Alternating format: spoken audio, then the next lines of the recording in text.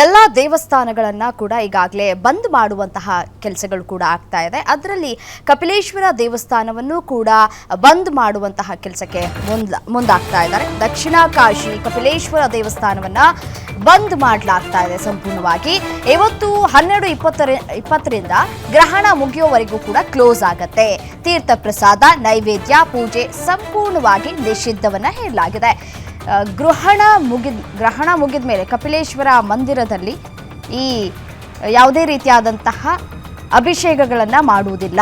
ಬೆಳಗಾವಿಯಲ್ಲಿ ಇರುವಂತಹ ಕಪಿಲೇಶ್ವರ ದೇವಸ್ಥಾನ ಉತ್ತರದ ಕಾಶಿಯಷ್ಟೇ ಮಹತ್ವವನ್ನು ಪಡೆದುಕೊಂಡಿರುವಂತಹ ಕಪಿಲೇಶ್ವರ ದೇಗುಲ ದಕ್ಷಿಣ ಕಾಶಿ ಕಪಿಲೇಶ್ವರ ದೇವಸ್ಥಾನವನ್ನು ಸಂಪೂರ್ಣವಾಗಿ ಬಂದ್ ಮಾಡಲಾಗ್ತಾ ಇದೆ. ಇವತ್ತು ಮಧ್ಯಾಹ್ನ 12:20ರಿಂದ ಹಿಡಿದು ಗ್ರಹಣ ಮುಗಿಯುವವರೆಗೂ ಬಂದ್ ಮಾಡಲಾಗತ್ತೆ. ನಾಳೆ ಬೆಳಗ್ಗೆ ಎಂದಿನಂತೆ ವಿಶೇಷವಾಗಿ ದೇವಸ್ಥಾನದ ಬಾಗಿಲನ್ನು ತೆಗೆದು ಎಲ್ಲ ರೀತಿಯಾದಂತಹ ಶುದ್ಧೀಕರಣ ಮಾಡಿದ ನಂತರ ಭಕ್ತಾದಿಗಳಿಗೆ ದೇವರ ದರ್ಶನಕ್ಕೆ ಅಂತ ಹೇಳಿ ಅನುವು ಮಾಡಿಕೊಡ್ಲಾಗತ್ತೆ. ತೀರ್ಥ ಪ್ರಸಾದ, ನೈವೇದ್ಯ, ಪೂಜೆ ಎಲ್ಲವನ್ನ ಕೂಡ ಈಗಾಗಲೇ ಬಂದ್ ಮಾಡುವುದಕ್ಕೆ ಸಮಯ ಕೂಡ ಹತ್ತಿರ ಆಗ್ತಾ ಇದೆ. ಗ್ರಹಣ ಮುಗಿದ ಮೇಲೆ ಯಾವುದೇ ರೀತಿಯಾದಂತಹ ಇದೇ ವಿಚಾರಕ್ಕೆ ಸಂಬಂಧಪಟ್ಟಂತೆ ಪ್ರತ್ಯಕ್ಷ ವರದಿಯನ್ನು ಕೊಟ್ಟಿದ್ದಾರೆ ನನ್ನ ಕಲೀಗ್ ರಾಜೇಶ್. ನೋಡ್ತಾ ಹೋಗ. ಇಂದು ಚಂದ್ರಗ್ರಹಣ ಗೋಚರ ಆಗುವ ಹಿನ್ನೆಲೆಯಲ್ಲಿ ನಾವು ಇವತ್ತು ಬೆಳಗಾವಿಯ ಕಪಿಲೇಶ್ವರ ಮಂದಿರದಲ್ಲಿವೆ. ದಕ್ಷಿಣ ಕಾಶಿಯ ಕಪಿಲೇಶ್ವರ ಮಂದಿರದಲ್ಲಿ ಇವತ್ತು ಪೂಜೆಗಳು ಹೇಗೆ ನೆರವೇರ್ತವೆ ಅನ್ನೋದ್ರ ಕುರಿತು ನಿಮಗೆ ಸಂಪೂರ್ಣವಾದ ಮಾಹಿತಿಯನ್ನು ನಾವು ನೀಡ್ತೀವಿ. ನಾವು ಈಗ ಸದ್ಯ ಕಪಿಲೇಶ್ವರ ಮಂದಿರದಲ್ಲಿದ್ದೀವಿ. ಇದು ದಕ್ಷಿಣ ಕಾಶಿ ಎಂದೇ ಹೆಸರು ಪ್ರಖ್ಯಾತಿ ಪಡೆದಂತಲೇ ಹೇಳಬಹುದು. ಬೆಳಗಿನ ಜಾವ ಇಲ್ಲಿ ಈಗ ಸದ್ಯ ಬಿಲ್ವಪತ್ರೆಯಿಂದ ಪೂಜೆಯನ್ನು ಮಾಡಿರ್ತಕ್ಕಂಥದ್ದು. ಬೆಳಗಿನ ಜಾವ 6:15ಗೆ ಅರ್ಚಕರು ಬಂದು ಪೂಜೆಯನ್ನು ನೆರವೇರಿಸಿದ್ದಾರೆ.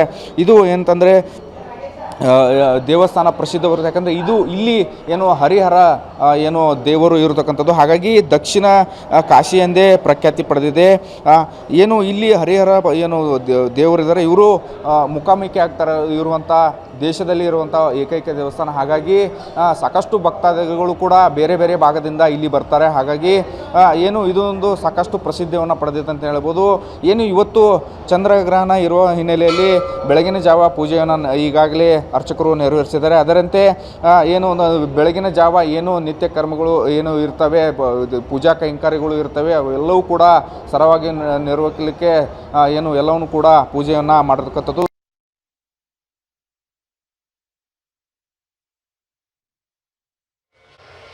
ಇಂದು ಚಂದ್ರಗ್ರಹಣ ಗೋಚರ ಆಗುವ ಅರ್ಚಕರು ಇವತ್ತು ಚಂದ್ರಗ್ರಹಣ ಇರುವ ಹಿನ್ನೆಲೆಯಲ್ಲಿ ದಕ್ಷಿಣ ಕಾಶಿಯಿಂದ ಪ್ರತ್ಯೇಕ ಪಡೆದಂಥ ಕಪಿಲೇಶ್ವರ ಮಂದಿರದಲ್ಲಿ ಇವತ್ತು ಪೂಜೆಗಳು ಹೇಗಿರ್ತವೆ, ಆಮೇಲೆ ಗ್ರಹಣದಲ್ಲಿ ಪಾಲಿಸಬೇಕಾದಂಥ ಕ್ರಮಗಳು ಏನು ಅಂತ.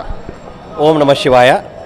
ನಮಸ್ತೆ ಅಸ್ತು ವಿಶ್ವೇಶ್ವರಾಯ ಮಹಾದೇವಾಯ ತ್ರಯಂಬಕಾಯ ತ್ರಿಪುರಾಂತಕಾಯ ತ್ರಿಕಾಗ್ನಿಕಾಲಾಯ ಕಾಲಾಗ್ನಿರುದ್ರಾಯ ನೀಲಕಂಠಾಯ ಮೃತ್ಯುಂಜಯಾಯ ಸರ್ವೇಶ್ವರಾಯ ಸದಾಶಿವಾಯ ಶಂಕರಾಯ ಶ್ರೀಮನ್ಮಹಾದೇವಾಯ ನಮಃ. ಈ ಸಲ ಈ ಕಪಿಲೇಶ್ವರ ಮಹಾರಾಜಲ್ಲಿ ಒಂದು ನಮಸ್ಕಾರ ಪ್ರಾರ್ಥನೆ ಮಾಡುತ್ತಾ, ಚಂದ್ರಗ್ರಹಣ ಕಾಲದಲ್ಲಿ ಇವತ್ತು ವೇದ ಶುರುವಾಗೋದು ಮಧ್ಯಾಹ್ನ 12:20 ಈಗ ಬೆಳಗಿನ ಜಾವ ನಮಗೆ ಏನೇನು ಪೂಜೆಗಳನ್ನು ನಡೆಸಬೇಕು ಅದನ್ನೆಲ್ಲ ಕಪಿಲೇಶ್ವರ ಮಹಾರಾಜರಿಗೆ ರುದ್ರಾಭಿಷೇಕ ಮಹಾರುದ್ರಾಭಿಷೇಕಗಳನ್ನು ಎಲ್ಲ ನಡೆಸಿ ಈಗ 12:20 ವೇದ ಶುರುವಾಗಿದ್ದ ಮುಂಚೆ ನಾವು ಕಪಿಲೇಶ್ವರ ಗರ್ಭಗೃಹ ಏನು ನೋಡ್ತಾ ಇದ್ದೀರಿ, ಆ ಗರ್ಭ ಶಿವಲಿಂಗವನ್ನು ಪೂರ್ತಿ ಬಿಲ್ಲು ಪತ್ರೆಯಿಂದ ಮುಗಿಸ್ತೇವೆ.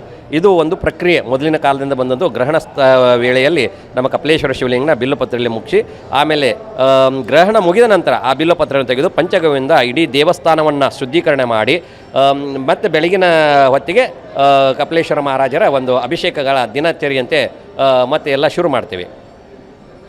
ಅದೇ ಗ್ರಹಣ ಮುಗಿದ ತಕ್ಷಣ ಯಾವ ರೀತಿ ಪೂಜೆ ಮಾಡ್ತೀರಂತ?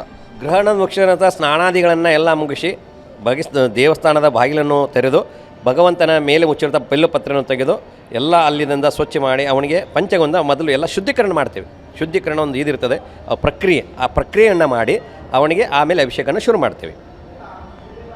ಇದು ಏನಂತಂದರೆ ಅರ್ಚಕರ ಮಾತು ಏನಂತಂದರೆ ಇವತ್ತು ಮಧ್ಯಾಹ್ನ 12:20ಕ್ಕೆ ದೇವಸ್ಥಾನವನ್ನು ಬಂದು ಮಾಡಿ ಶಿವಲಿಂಗನವನ್ನು ಬಿಲ್ವಪತ್ರೆಯಿಂದ ಸಂಪೂರ್ಣವಾಗಿ ಮುಚ್ಚಿರ್ತೀವಿ. ನಂತರ ಗ್ರಹಣ ಮುಗಿದ ತಕ್ಷಣ ಬಿಲ್ವಪತ್ರೆ ತೆಗೆದು ಎಲ್ಲವನ್ನು ದೇವಸ್ಥಾನವನ್ನು ಶುಚಿಗೊಳಿಸಿ ಏನಂತಂದರೆ ಪಂಚಾಮೃತ ಮೂಲಕ ಅಭಿಷೇಕವನ್ನು ಮಾಡಿ ಒಂದು ರೀತಿಯಲ್ಲಿ ಆರತಿಯನ್ನು ಬೆಳಗಲಾಗುತ್ತೆ. ನಂತರ ದೇವಸ್ಥಾನಕ್ಕೆ ಭಕ್ತರು ಕೂಡ ಬಂದು ತಮ್ಮ ಇಷ್ಟಾರ್ಥಿಗಳನ್ನು ಬೇಡಿಕೊಳ್ಬೋದು. ಹಾಗಾಗಿ ಅಲ್ಲಿಯ ತನಕ ಏನು ದೇವಸ್ಥಾನವನ್ನು ಮುಚ್ಚಲಾಗಿರುತ್ತೆ ಅನ್ನೋ ಮಾತನ್ನು ಅರ್ಚಕರು ಕೂಡ ಹೇಳ್ತಾ ಇದ್ದಾರೆ. ಕ್ಯಾಮ್ರಾ ಪರ್ಸನ್ ವಿಶ್ವನಾಥ್ ಪಾಟೀಲ್ ಜೊತೆ ರಾಜೇಶ್ ಶುಗಾರ್, ಗ್ಯಾರಂಟಿ ನ್ಯೂಸ್, ಬೆಳಗಾವಿ. ಅರ್ಚಕರು ಇವತ್ತು ಚಂದ್ರಗ್ರಹಣ ಇರುವುದರಲ್ಲಿ ದಕ್ಷಿಣ